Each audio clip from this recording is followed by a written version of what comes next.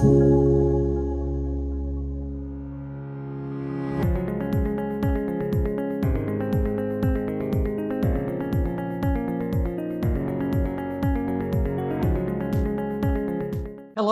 and welcome to today's noontime chat.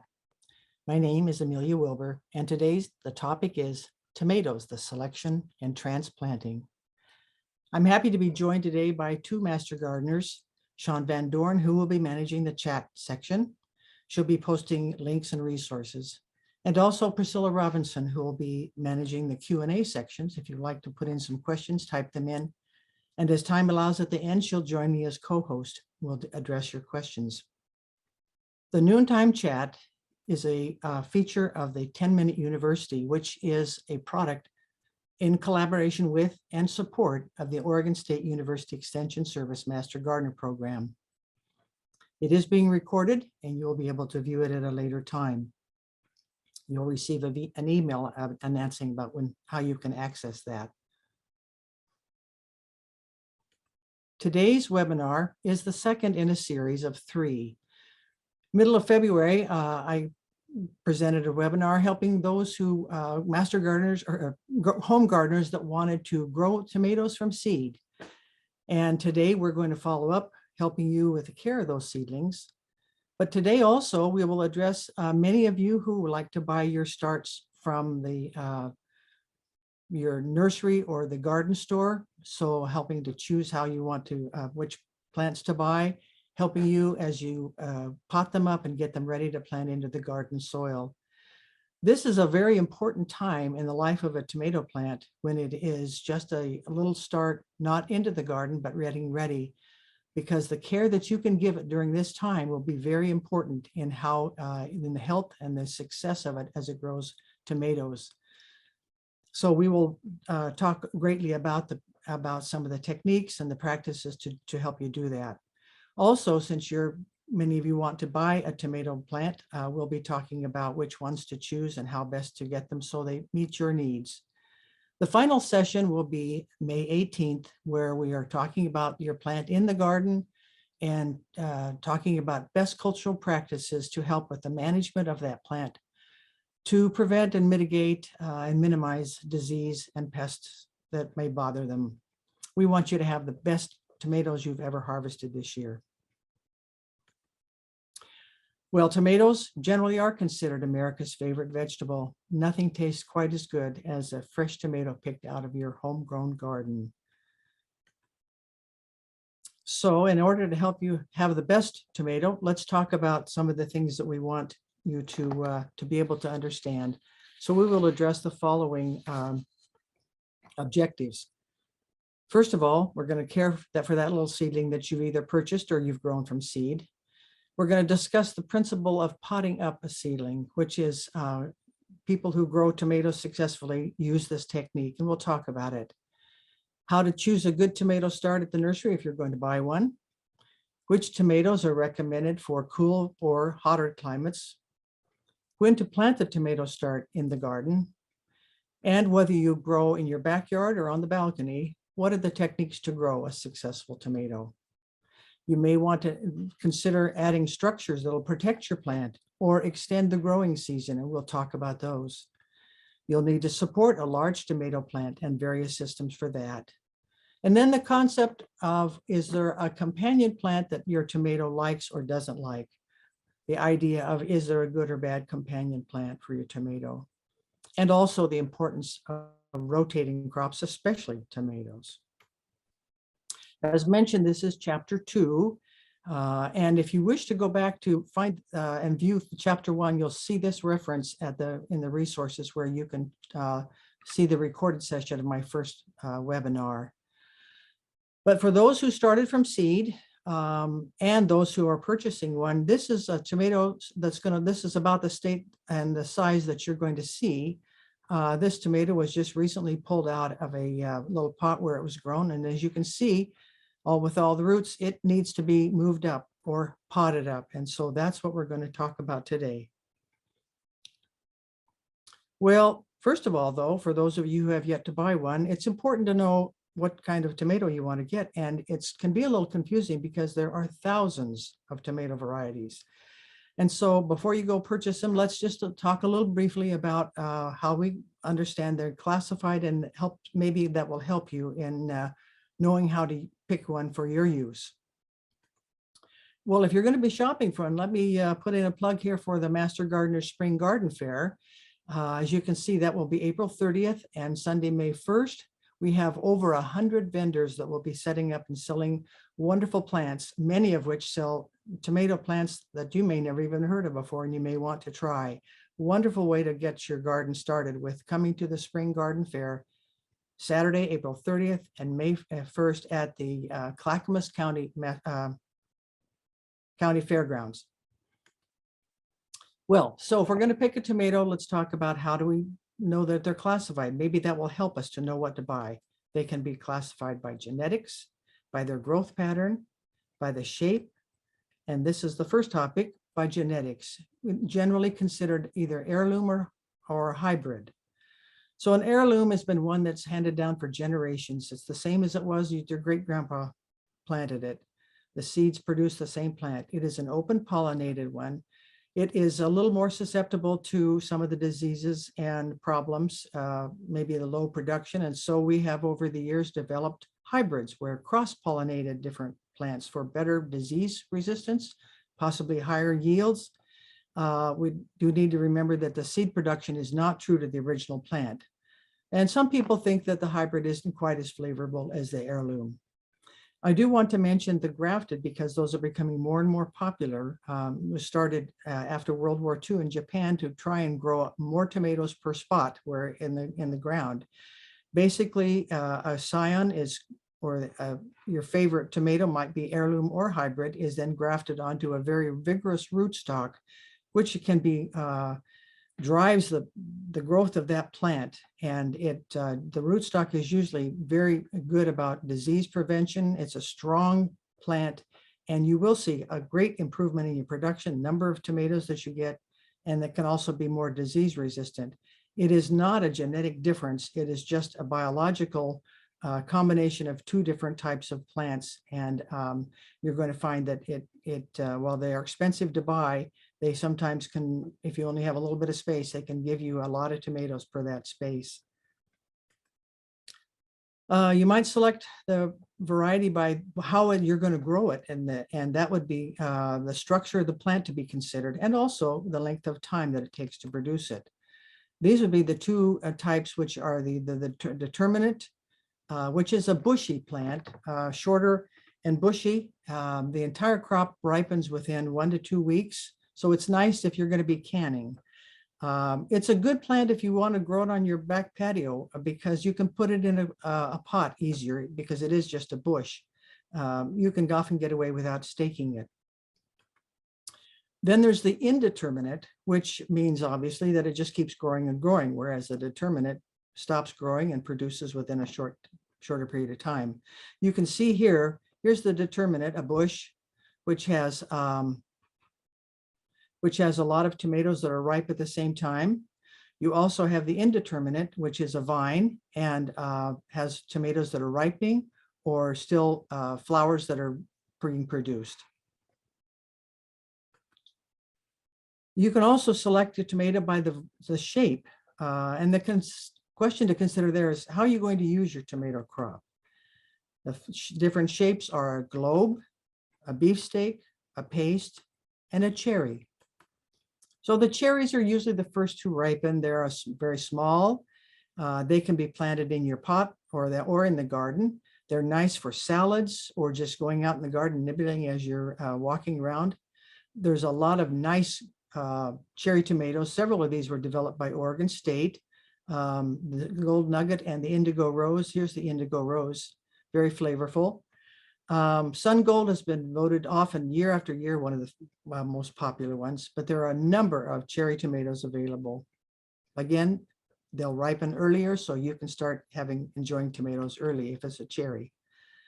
If you want to be canning or drying or making salsa, you'll want to use a paste tomato. They're generally meatier with less juice in them, but you can still enjoy them for slicing.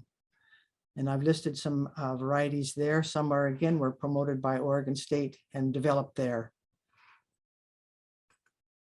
Then for just a nice slicer for your sandwich or your whatever, you can use these. These are medium-sized tomatoes, slicer, and there's some varieties there. The first 4 were developed by Oregon State. And lastly, if you want bragging rights for the biggest tomato on your street and you want to go for a beefsteak, now they take the longest to ripen because they are a large tomato. They'll also require a lot of staking and support because the plant goes big and the tomato is big. And I've listed some of the popular ones there. This is a big Zack that is being held by this youngster. So if you are going to plant a tomato and you want to say, I live in a cool climate, help, what do I want? Well, there are tomatoes that are recommended for cool climates. And the next few slides will show a list of these. And these are not all inclusive, but hopefully will get you thinking about it. And one way to think about it, the first page here is our hybrids. And if you look at them, again, many were developed by Oregon State. And look at the names of them, spring tomatoes. So they're developed for a short growing season. Here's one that's 52 days. So that when it grows and develops faster, you'll be able to harvest it sooner in case the climate does turn cool. But if you want an heirloom, you want to have some of those really flavorful ones, they're available as well in ones that tolerate a cooler climate.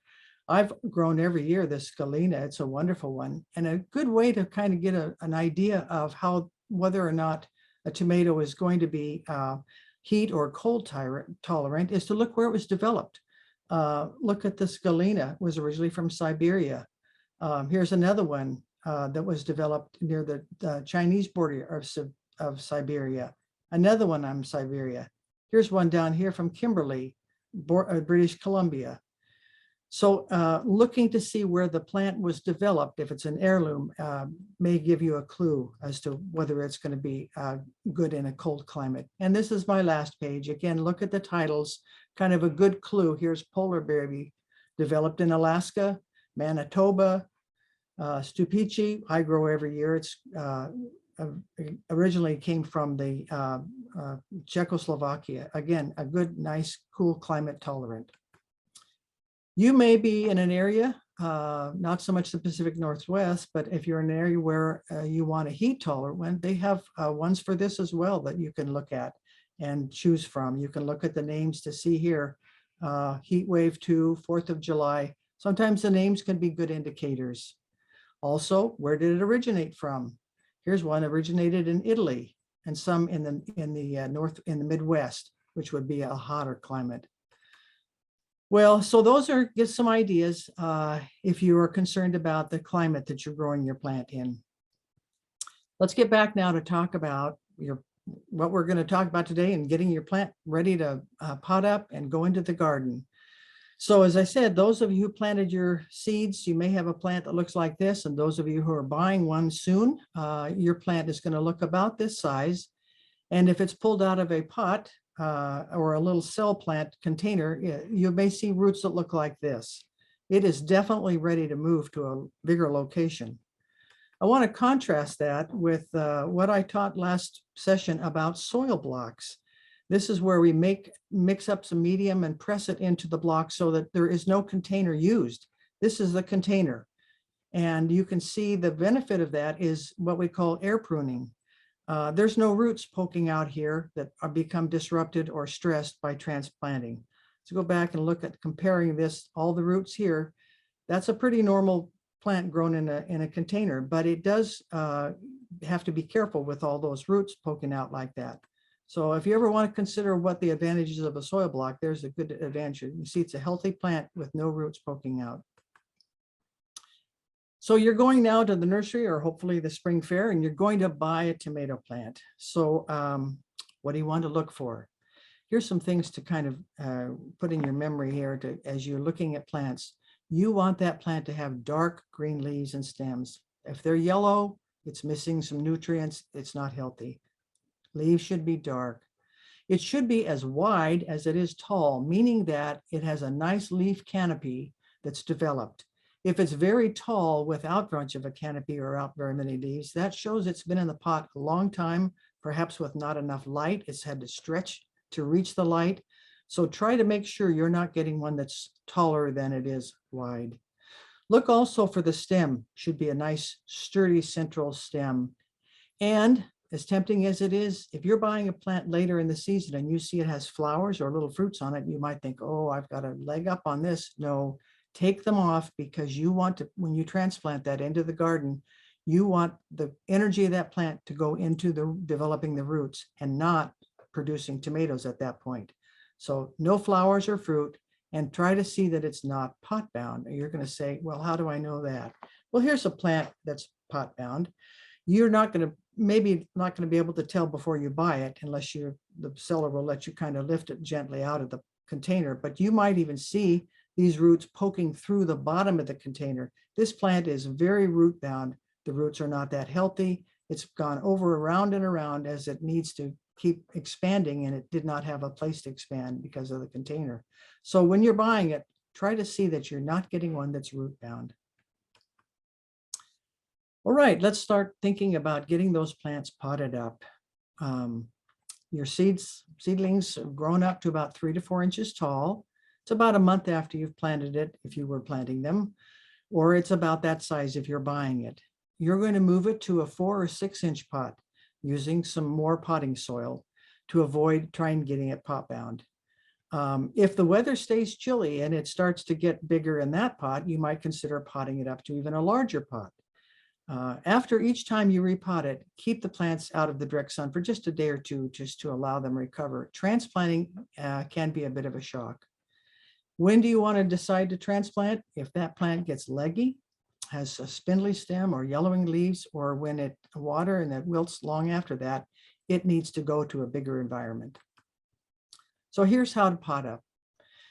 Use a dilute fertilizer to soak the seedlings prior to the transfer. If you get them too wet, though, the soil will fall off of it. So just get them so they're hydrated.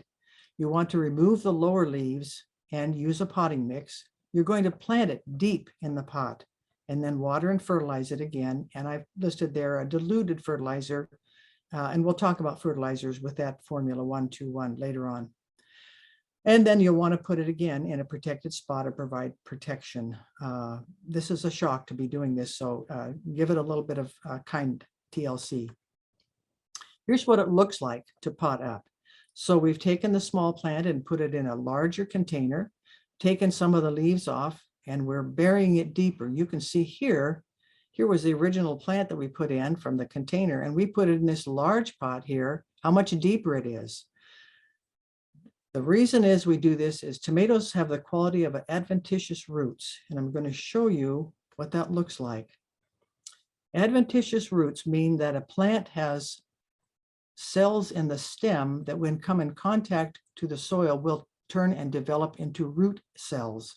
So here's the original root ball of that plant. It was planted a little bit deeper, and you can see that the stem has begun to sort out roots. Here's one that's even been planted deeper, laid in a bit of a trench, and all this stem now has transformed into sending out roots. This provides a healthy start to your plant. Much of the health of your plant is determined by the health of the roots, and the more roots you can have, the healthier it can be. So that's the reason we like to pot up deeper and deeper each time, is to develop more roots. Well, your plant is sitting now in a protected place. You've got it waiting to go out in the garden. You've potted it up, and you still start to see maybe a little bit of a problem. And this happened one year for me. I had planted them early, and while I was waiting to put it in the garden, the leaves began to look like this. And I did a little research and determined that that was magnesium deficiency. In this case, the leaves were yellow and brittle. Well, the remedy was I just sprayed it with a nice solution of magnesium sulfate in a solution, and it helped to cure the problem. It would have helped if I had perhaps done a little more frequent fertilizing with a diluted water-soluble fertilizer, or perhaps if I just hadn't started it so early that it sat in the outside in the environment too long in the small pots. Well, you still have your watering your seedlings, and it's important that you take care of them with fertilizing. One thing to remember is your watering method. We want you to avoid overhead spray. When the leaves of a tomato plant are wet, they are subject to fungal diseases. You also can see that an overhead spray may provide some splash up onto the stem, which can bring up some soil-borne diseases. So it's best to avoid spraying with overhead.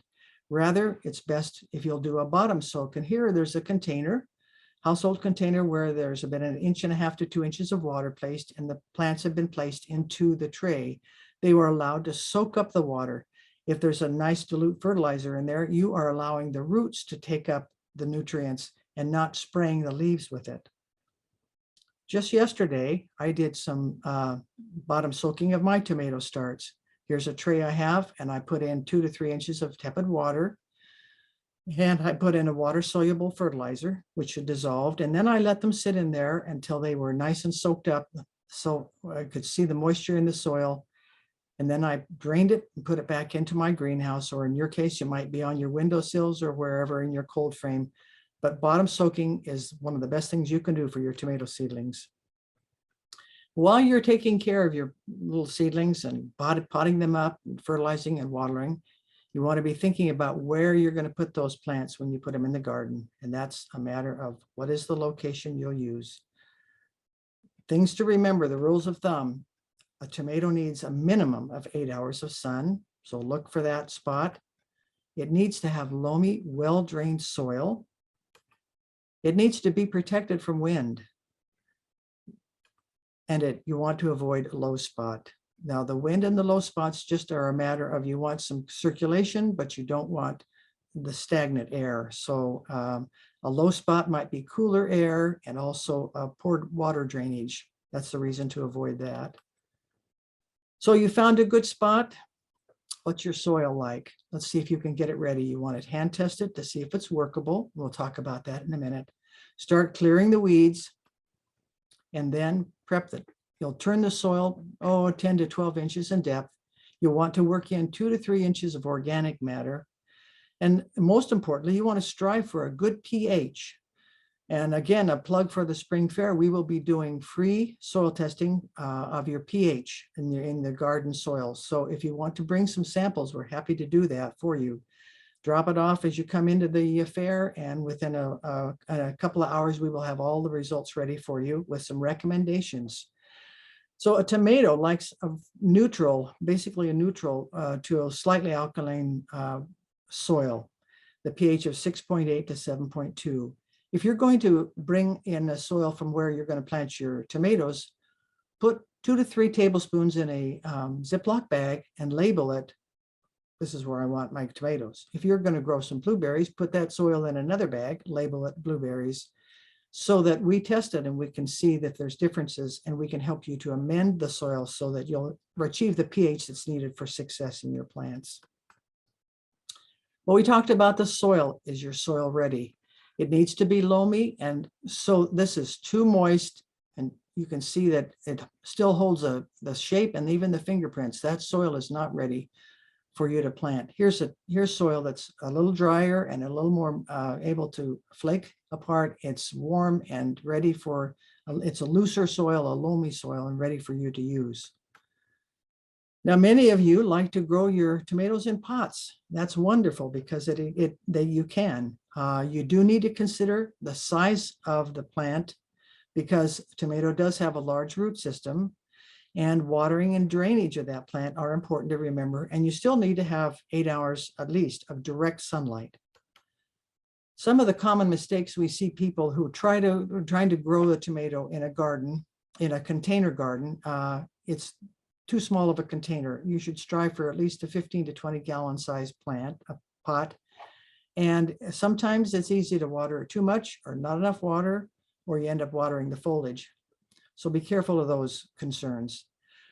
Maybe you don't support it, or you put too many plants in one container. You'll need to support your plant, even though it might be a cherry tomato. It's good to support it. It also is easy enough to not have enough light, or to failure to remember to fertilize. Remember, when this plant is in a container, it's a confined source of nutrients, and it will take the nutrients out, and then you need to keep adding, which means you need to fertilize regularly. Well, do I keep potting up or can I start putting it in the garden? When your plant is 6 to 10 inches tall, you might be ready to put it in the ground. You might want some protection, but if the soil temperature is 55 to 60 degrees, and the nighttime temperature is above 50 degrees, you could probably put it out in the garden. If the temperatures aren't allowing that, I would say keep potting it up because it's going to stunt it to put it out when it's too early. And each time you keep repotting it up, you can sink the roots in deeper and it'll just keep getting stronger. But let's say you determined, is the weather good to transplant? Well, my garden soil was prepped and ready. The day temperatures are good, 60 to 70. The nighttime temperature is above 50. My shovel is sharp. I'm ready to go. But wait, hardening off is needed. Hardening off is an important part of this process. Remember, I told you the health of your plant through the entire summer is determined by a lot of the practices that we're talking about today, and hardening off is certainly one of them. Hardening off means you are taking your plant from a protected environment, whether it was your windowsill or a greenhouse or a cold frame. It's protected, and you can't just move it directly out into the garden without shocking it a great deal. So harden it off makes it tough it'll withstand that transplant. So 10 to 14 days before you want to transplant it, start it slowly, taking it outside 1 hour at first, not in direct sun, in kind of a filtered sun, and expose it to the outdoors. Gradually over the next 10 to 14 days, you're going to increase the time that you are exposing these plants. Be sure that you monitor it for the amount of hydration and the health of the leaf. The final step is the last night or two, I would try leaving it outside if the temperature is above 50 degrees. Now, while you are hardening these off, you can take a look at your garden and maybe start thinking about getting it ready by warming the plant area. How do you do that? Well, you can put some kind of a mulch that would be drawing in the sun and warming the soil below it. And that would be, we use a black plastic, both black or red will warm, and they will block the weeds. Clear will also warm it probably the fastest, but it also allows the growth of weeds. And there's some feeling that red's plastic that may increase the yield and ripen the fruit faster. So pre-warm the soil, then you're ready to put it in. The transplanting, the soil is 60 degrees, the plant's been hardened off. Now we have to decide how we're going to plant it. And the two methods are trench or vertical. Before we start though, begin to hydrate the plant first and find your spots in the garden that mark them where they're going to be 2 to 3 feet apart per plant. And if you're in rows, 4 to 5 feet apart with the rows. So the method quite often is recommended as a trench planting. And that's where you're going to dig a little shallower, about 6 to 8 inches deep. You're going to remove a lot of lower leaves and you're going to lay the plant on its side. Now, just imagine all this is going to turn, when you lay that in the soil, into roots, and how strong that plant will be. The nice thing about a trench planting is in the early season, the warmer soil is that more superficial where the roots can speed the plant growth. So you'll see a quicker growth. However, you need to recognize that as summertime comes and it gets hotter, that those roots are closer to the surface and they can dry out faster. So you'll have to keep it hydrated better. You might want to choose a vertical method to plant, which in case you'll dig a hole 10 to 12 inches deep and plant to that depth. Again, removing leaves 5 to 6 inches above the soil. Any leaf that's going to fall down into the soil is a problem because it can be exposed to disease and fungus that might be in the soil. So do not let your leaves drape into the soil. So let's compare them.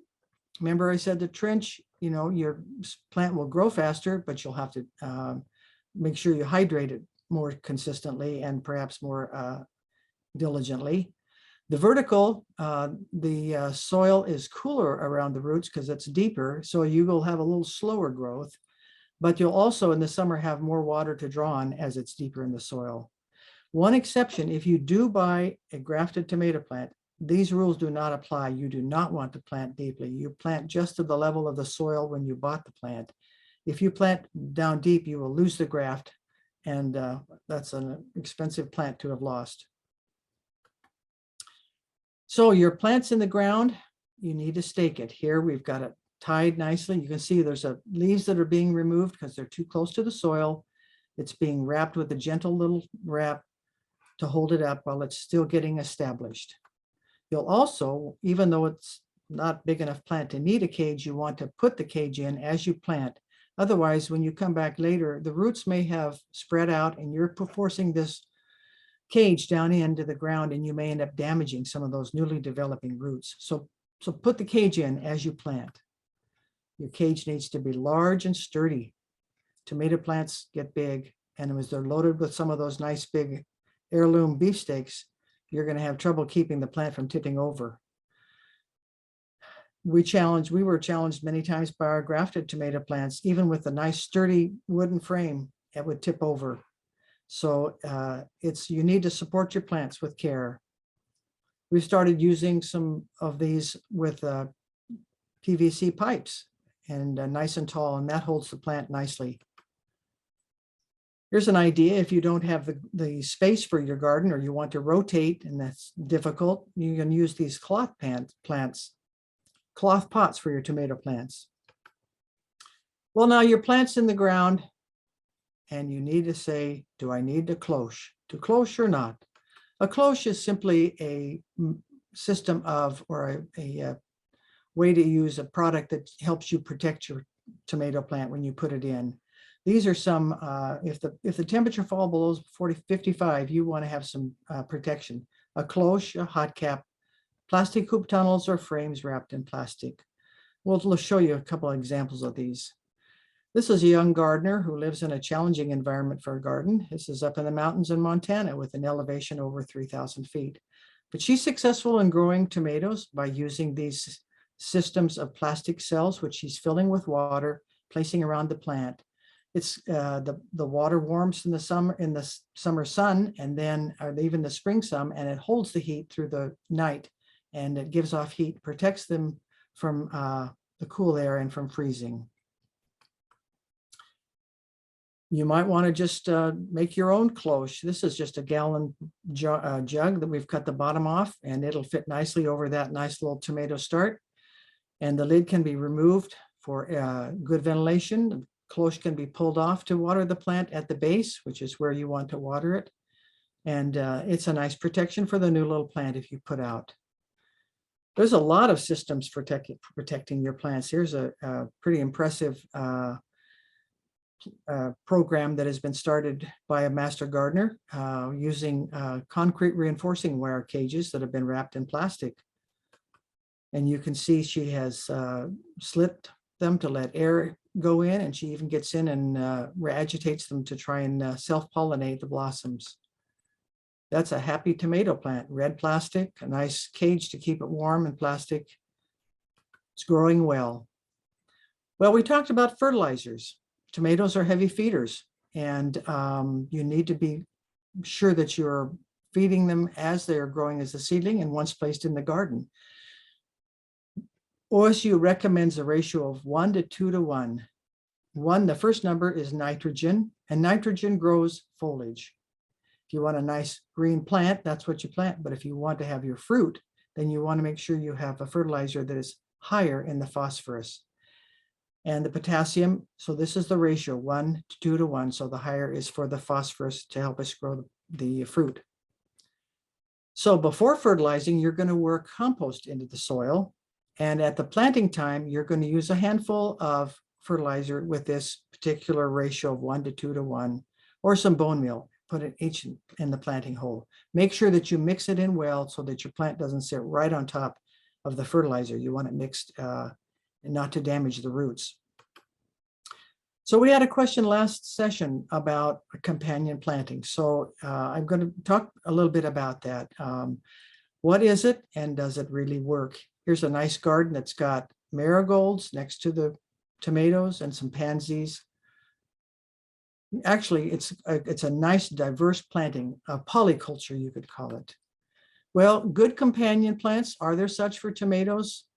A lot of the information that you can get is anecdotal evidence. It's based on a lot of common sense and history, but there's only a minimal amount of actual research. And the reason for that is that There's a lot of factors that complicate a scientific study for trying to gather empirical evidence, such things as the temperature varies places, the different rainfall, different soil conditions. All those factors then make it difficult to isolate what they're really looking for in the study. But if you think of it not as companion planting, but think of it as interplanting or intercropping or creating a polyculture, then you can have plants that can be partners growing near each other, or one succeeding the other after one is harvested in succession, plant another one. This particular thing can help control pests, reduce weed and disease pressure, improve soil fertility, and the structure and enhance pollination. So it does have its purpose. Plant partners can improve overall the system and create a well-balanced environment. Now, just briefly, if we talk about one plant benefiting the other, maybe one provides food for another. For instance, a nitrogen-fixing plant like a pea or a cover crop that gets planted before you're putting in the next plant. Some plants attract beneficial insects that will control the pests on another plant. Some plants emit a scent that masks the scent of another plant that confuses the predatory pests, and they will leave it alone. Some plants become lures and traps for other pests and keep them away from the other plant that you want. Regardless, they will help, it can improve the health of the soil and prevent the buildup of pathogens in the soil. But most important to remember is companion planting is an emerging science with much that remains to be learned and trialed. But I'm going to give you just a few that I found that I think can be pretty well can be counted on to be reliable. For instance, basil and thyme were highly recommended for planting around your tomato. They'll decrease armyworms. They have a strong scent that will mask and deter a lot of insects, some that we find on tomatoes, aphids, thrips, and spider mites. Some vegetables can be nitrogen fixers, or again, mask the scent, onions and garlic. Or planting carrots first breaks up the soil in and around tomatoes. And when you break up that soil, then you have a chance for air, nutrients, and water to come in. Well, are there bad plants? Definitely that we can show that if you're going to plant in the same spot or near some of the nightshades, which are in the same family as tomatoes, eggplants, peppers, and potatoes, those can increase the risk of bacterial and fungal diseases. So you definitely want to avoid planting tomatoes in the soil recently used for these plants. So a caveat for partner plants is our final discussion here about it.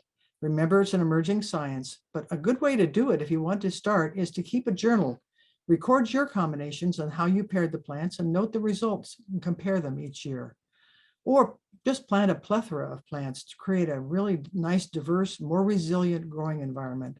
We know it's the monocultures that are threatened that bring in more and more pests and allow them to get a good hold. A polyculture will help fight that. Be aware too that some combinations you may not see right away. For instance, a marigold is supposed to help decrease the presence of root knot nematodes, but it might take a couple of years for that actually to affect the population of those nematodes.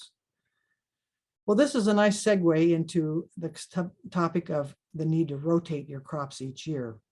Why is rotation important? Well, a tomato is a high calcium user, and year after year in the same spot, it's going to deplete that soil of calcium. You may have trouble adding enough to just compensate for that. So putting some other plant there for a year or two will help to, you can build that calcium level back up. It'll maintain the soil structure, and it helps prevent soil-borne pests from getting foothold. If I plant tomatoes that are susceptible to soil-borne diseases year after year, those diseases and pests get they can just lie in wait, waiting to come have you put those plants in next year. It gives them a good foothold. How do you rotate them? Well, ideally, you want to wait about 3 years before you put any of these plants in after each other. But sometimes space is limited. So what can you do? You can plant in pots. You could plant grafted tomatoes because those are more resilient to the soil-borne diseases. Or you might, if able, remove a top layer of the soil and replace it with soil from an area that was not planted with any nightshade crops. Well, the topic of watering is very important with tomatoes. It's important to deeply water the roots and not the leaves. Maintain a consistent schedule. This is needed so the plant can draw up the nutrients in the soil for its growth and health. And next session in May, we'll talk about one of the problems that develops if we don't water consistently, and that would be the blossom end rot. So a consistent schedule of watering. For your seedlings, bottom watering gets the roots hydrated best. And once you put them in the garden, you should water about an inch a week in normal weather. That's about 3 gallons if you have a plant in a 5-foot square lot. 2 inches in hot weather, which would be 6 gallons. If your soil is quite sandy, you're going to have to water a little more frequently because it'll drain off sooner. If it's a clay soil, it might be denser and hold the water longer. But water early in the day, and trench or drip methods are certainly superior to overhead. You can also protect your plants and have a good crop by mulching them well. Mulching will retain the moisture, it will deter weeds, and it'll keep control of the soil temperature. However, it will keep the soil a little cooler, so don't put it out right at first. If you're planting, you've got your soil heated up to 60 degrees, you put your tomato in it and mulch right away, that soil will cool down again. So don't trap the cold in the soil because it'll delay the development of your plant.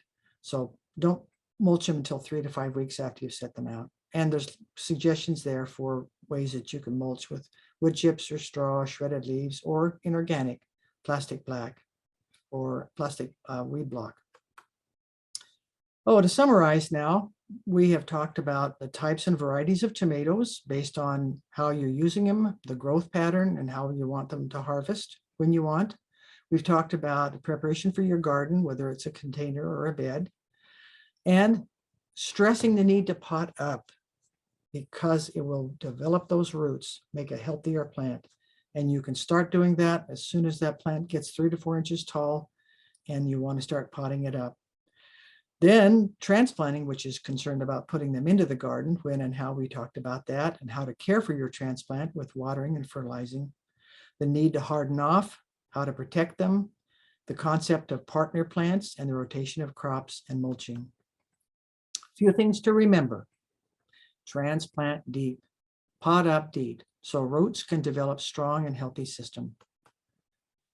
Tips for success: use clean potting soil, avoid root-bound plants, bottom water, and transplant to a larger pot as needed.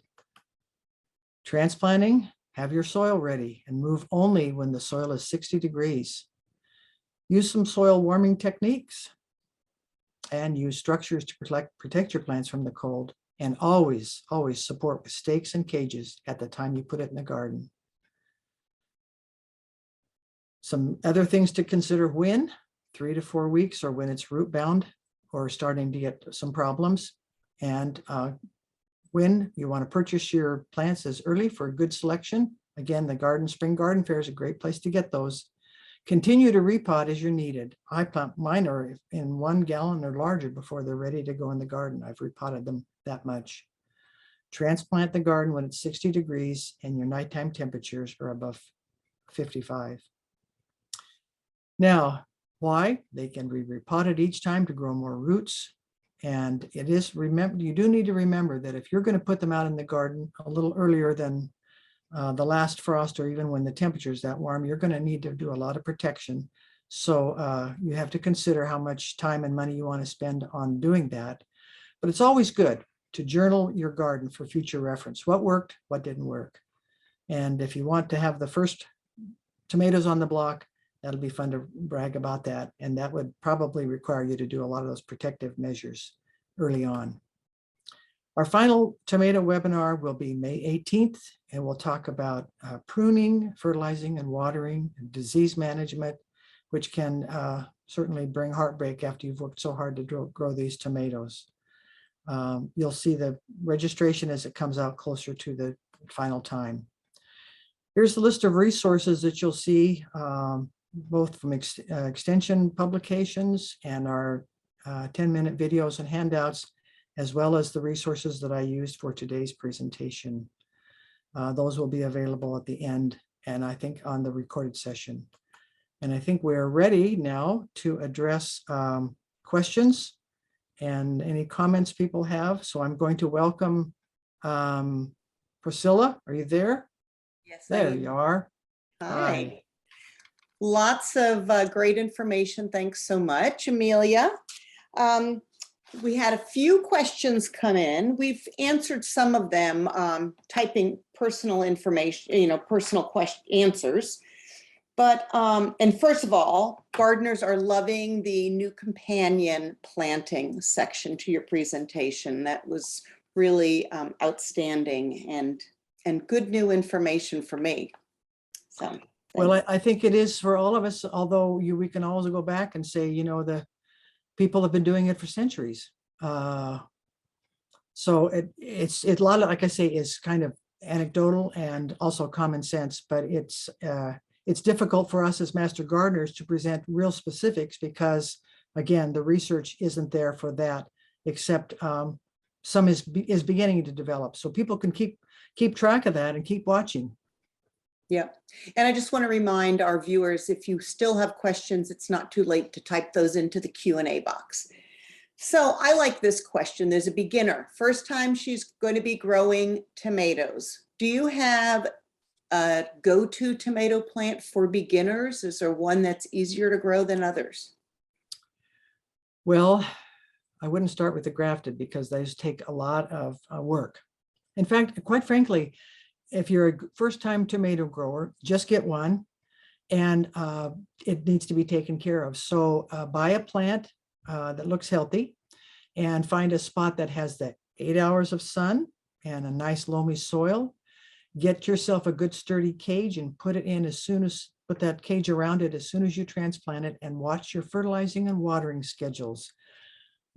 A nice tomato plant, I think, is a cherry. It'll ripen early, so you'll get some reinforcement. You get to eat something early on, which is always encouraging.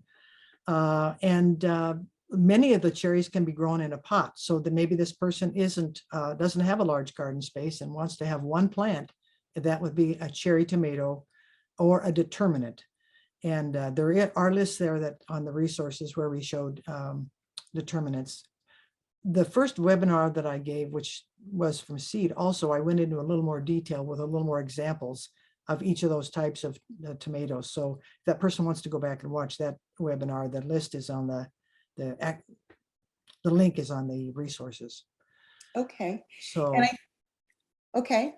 I just wish them good luck and enjoy it, and Right. don't ever get discouraged, because you'll learn each time. I've had years that tomatoes haven't been as good as others, and you learn.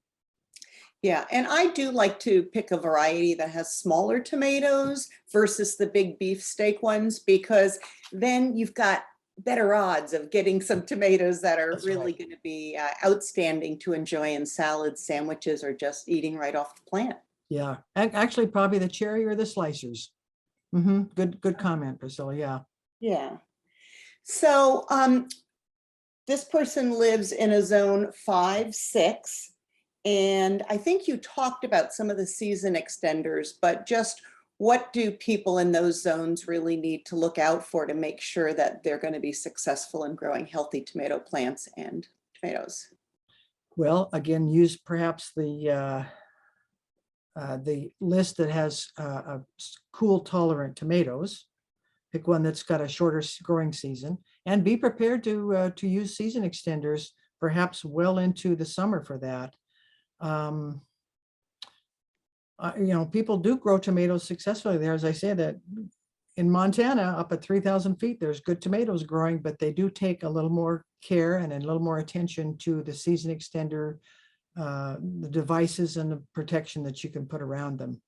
Yeah, and I think it's always important for them, if they're buying it from a garden center or starting their own seeds, to check the days to maturity, because the cooler your climate, the shorter your growing season, and there's nothing more discouraging than green tomatoes that have been hit with a frost. Right. Yeah, a couple on that same thought. If you're buying them if you're a catalog, look to make sure that you are living in the same latitude as that person selling your plants from that catalog, because that's important to know. And also, you mentioned about the days to maturity. I probably failed to mention that if it says will ripen in 60 days, that's not when you put the seed in the ground. That's not even sitting in your greenhouse. That's when you put that plant in your garden. That's day one. And you start counting from that. So what our webinar, May 18th, will be, many people may have started putting their plants in the garden. It's a little early. Basically, our last frost date here is the end of April, but the ground may not be that warm, up to 60 degrees, unless you've been able to warm the soil with some plastic mulch. The interesting thing is, I have planted in the middle of May and the same tomato in the middle of June. And by July, my plant for June is doing as well or better than the one in May, because the coldness and the cool ground stunts the growth. That plant just kind of goes into hibernation. And so you're better off waiting. So anyway, the session May 18th will address planting some of these bin. Remember, it's when you plant it in the ground that the clock starts for the ripening. Right.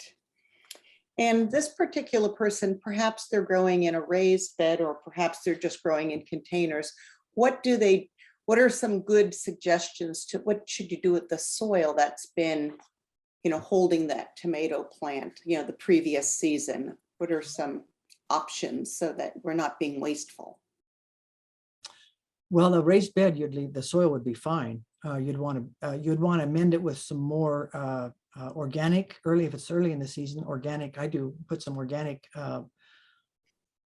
products in to try and rejuvenate the soil. As I'm putting the plant in, I'm going to go ahead and use a 1-2-1, not one nitrogen, 1-to-1, 1-to-1, 50-10, 5-10, 5. I'll get the numbers here, so that it's getting some added fertilizer. Because again, when you have a limited supply of nutrients in the soil, you need to keep replenishing that. So the container, I usually do recycle a small container. I will recycle the soil, put it out in my garden or whatever, and give some new soil, because the container seems a little more prone to picking up fungal diseases. Right. Yeah. So I'll stick it in a section of the garden that not growing nightshade. Right. Whatever was in there is not going to bother those plants, like Right. the lettuce and stuff. All right. Well, let me see if any new questions have come up. No,